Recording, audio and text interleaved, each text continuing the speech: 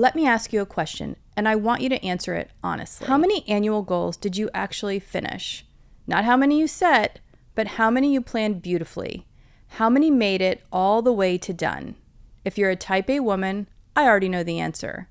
You're great at goal setting, you don't struggle with ambition.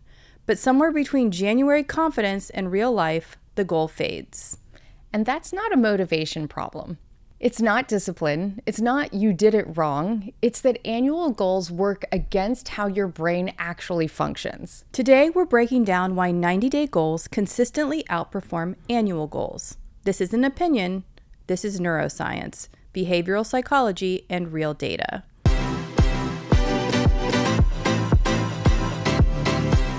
When you set a one-year goal, your brain treats it as abstract. Goals that are far away live in the category of someday, not actionable.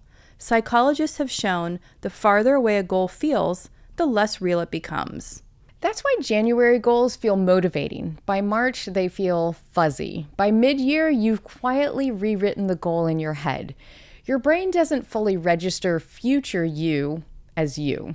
But when a goal is only 90 days away, something in your brain changes. The part of your brain responsible for planning and execution engages more fully. Goal feels close enough to matter. You can see the work, you can picture the finish. 90 days hits the sweet spot, long enough to make meaningful progress, but short enough to maintain that urgency. This is where most annual goals fall apart. There's no early payoff. With a one-year goal, your first real check-in might be 6 months in. And that's too long for your brain to stay invested. Momentum requires feedback. Your brain needs proof that the effort is working. Shorter goal cycles create small wins that compound motivation. With a 90-day goal, month 1 creates traction.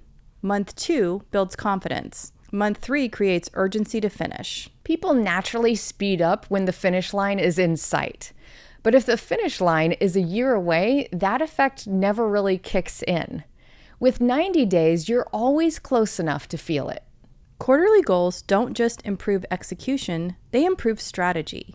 When you only have 90 days, you can't afford distractions. You're forced to focus on what actually matters right now. Annual goals leave room for delay. There's always another month, another quarter, another opportunity to reset. 90-day goals remove hiding places. They create time pressure that sharpens focus, and focus improves the quality of your decisions. People with shorter goal cycles don't just finish them more often, they finish stronger. The 90-day framework works differently depending on how you're wired. If you're an overplanner, annual goals give you an unlimited time to perfect the plan. You stay busy without moving. 90 days forces execution before that overthinking takes over. And if you're a hustler, annual goals allow non-stop sprinting. You push hard, burn out, and lose traction. Quarterly cycles create natural reset points that keep progress sustainable. And if you're an avoider, annual goals feel overwhelming, so your brain delays.